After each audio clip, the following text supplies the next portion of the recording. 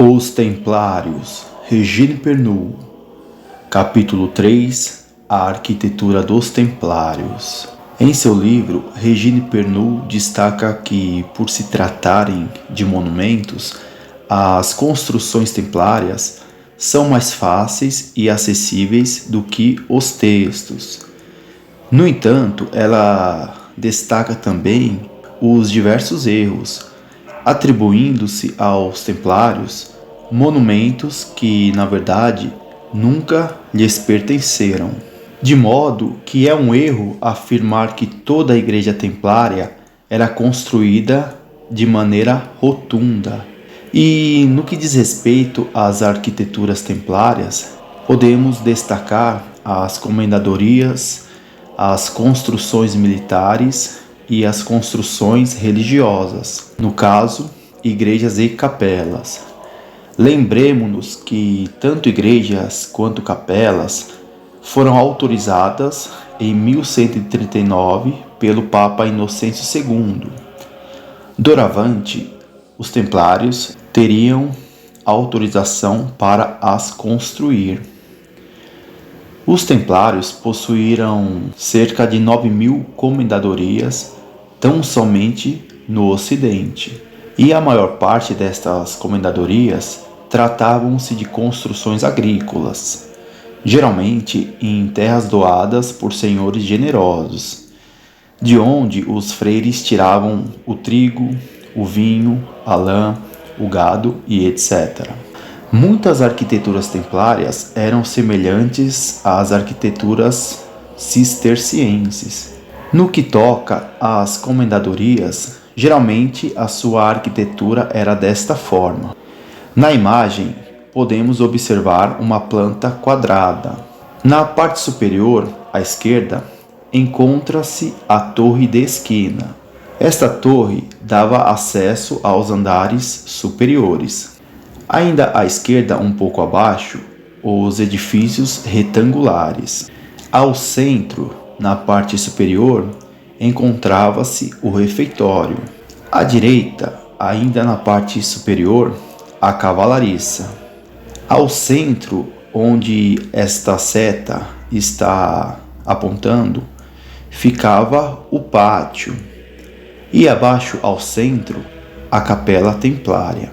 Destaquemos que esta era a forma mais comum no que diz respeito às comendadorias do templo, mas não havia uma regra pré-estabelecida. Suas construções, seus modelos arquitetônicos variavam de região para região.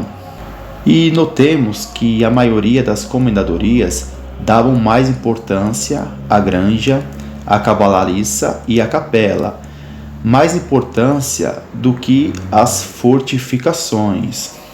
Com exceção da Terra Santa, da Península Ibérica e de algumas regiões perigosas, as comendadorias erigidas pelos templários revelavam-lhes o aspecto pacífico de exploradores agrícolas, que de fato eles o eram. Geralmente, as igrejas templárias possuíam plantas muito simples. Eram construções robustas, mas sem requintes especiais. Os edifícios, isto é, as igrejas, eram relativamente simples, qual os edifícios da ordem de Cister. Regine Pernoud cita em seu livro algumas capelas templárias ainda existentes na França e reforça-lhes o caráter uniformemente simples de suas arquiteturas. Destas capelas, destaquemos a Cressat Saint-Genis, mais precisamente o afresco da Capela de Cressat. Neste afresco, podemos observar 2 cavaleiros em ação. Algumas igrejas possuíam arquitetura circular, formando-se, deste modo, a lenda de que todas as igrejas templárias eram rotundas, ou seja, redondas. Falando-se nesta forma arquitetônica, há um exemplo muito específico, mais precisamente na cidade de Londres.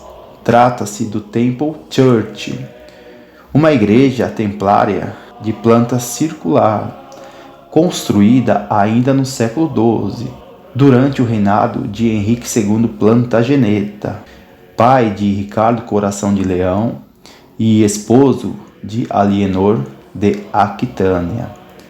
Elie Lambert observa que na Inglaterra a predileção pelas construções rotundas devia-se à tradição anglo-normanda e, segundo Regine Pernoud, talvez com origens das tradições celtas, que construíam suas habitações circulares.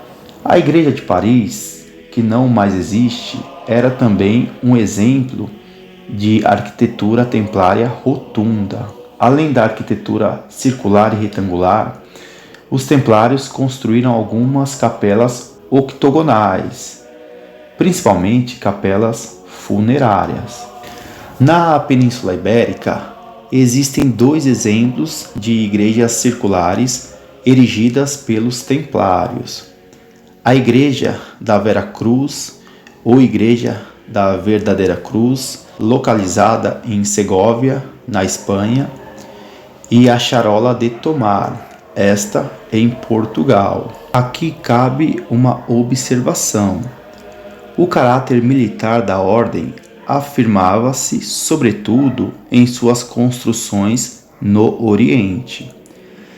Desde o século XII, os templários se encarregavam da proteção do reino de Jerusalém e de suas adjacências, de modo que cidades foram-lhes entregues, como por exemplo a cidade de Gaza, esta entregue pelo rei Balduíno III em 1150.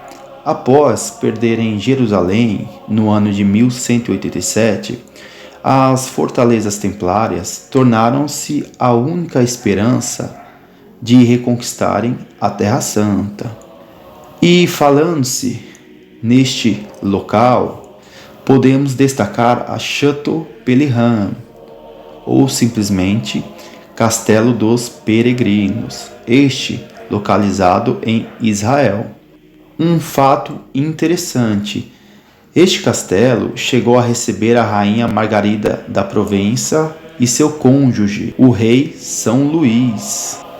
Este castelo-fortaleza possuía uma capela rotunda, a única assim construída em toda a Terra Santa. Destaquemos ainda o Castelo de Safed, outro exemplo de fortaleza quase inexpugnável e estratégica dos templários no Oriente. Além desses, a Château Blanc, com capela de planta retangular. Afora, claro, outras fortalezas de importância secundária. E para finalizarmos o vídeo de hoje, cabe ressaltar que templários, hospitalários, senhores feudais e todos os cruzados construíram fortalezas, numa época em que se prezava mais pela defesa do que pelo ataque. E uma última observação: estas atividades não diferenciavam os templários de outros laicos ou religiosos que assumiam funções militares. Muito obrigado e até o próximo vídeo.